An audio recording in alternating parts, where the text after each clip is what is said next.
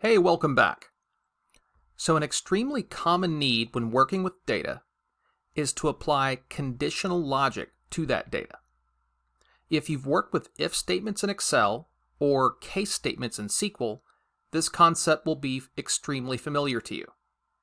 If not, the idea is basically to apply if-then type logic to generate new data based on the existing data in our dataset. One common scenario is to create a 1-0 flag in our data. That is to say, a derived column that holds a 1 for records where the value in some other column meets some criteria, and a 0 otherwise.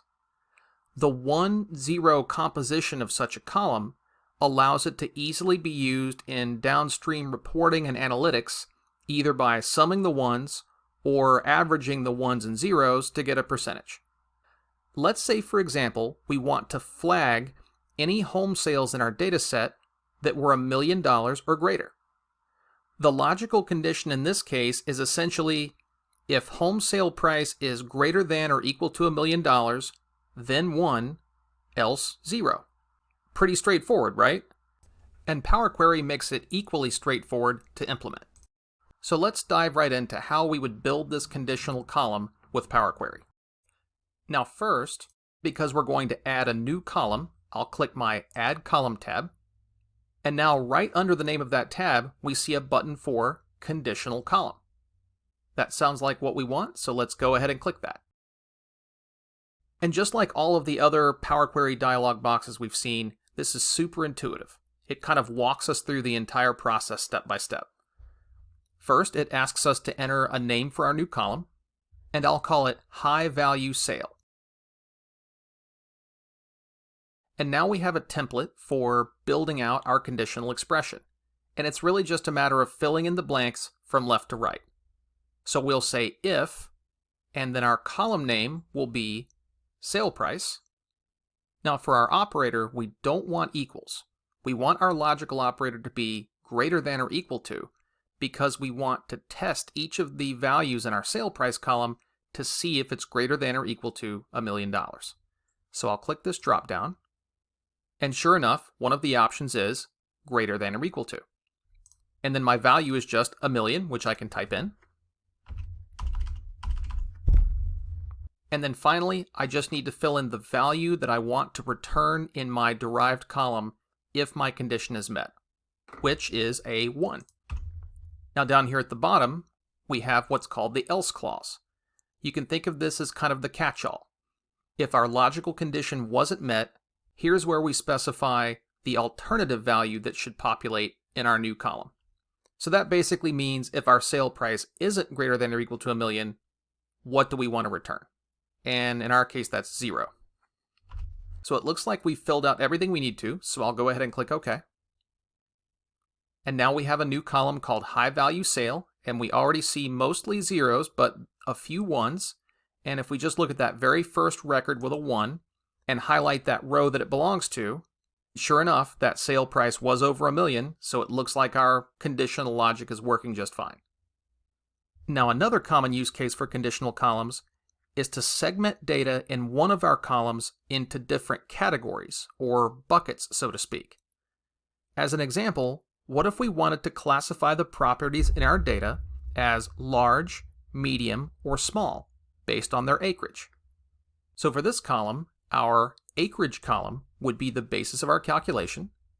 So for our purposes, we'll define large as 5 acres or greater, medium as greater than or equal to half an acre, and small as less than half an acre. So once again, we'll hit the Conditional Column button on the Add Column tab, and we'll call our new column Property Size Category. And our first if condition will test to see if our acreage column is greater than or equal to 5, greater than or equal to 5 acres. If so, we want to return the text string large. Now here's where things get a little bit more complicated than our last example. We can't just return a single other value for all the rows that didn't meet our first condition. because we actually have 2 more buckets that we want to potentially place those rows into. Basically, we need to be able to apply another logical test before we get to that else condition. And that's exactly what this Add Clause button is for.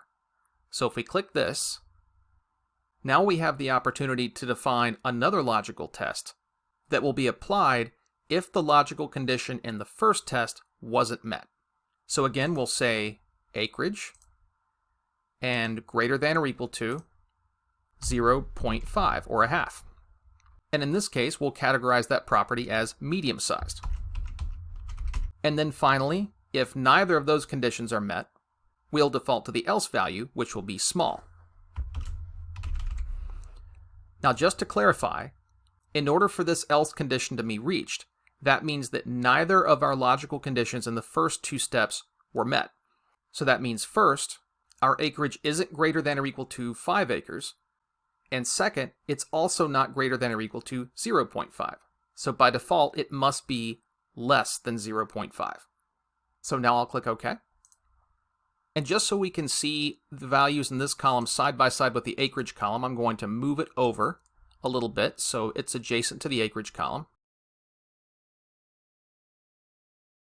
And now just scanning through the values in some rows, it looks like our properties with an acreage less than 0.5 are categorized as small, and then our properties with acreage between 0.5 acres and 5 acres are categorized as medium, and then all the other properties are categorized as large. Now obviously the logic we used to build this column wasn't terribly complex. We only had 2 logical conditions. But you can really add as many as you need to classify your data into as many different categories as you need. Okay, up next we're going to shift gears once again and look at how to combine or merge columns from different tables together in a single data set. I'll see you then.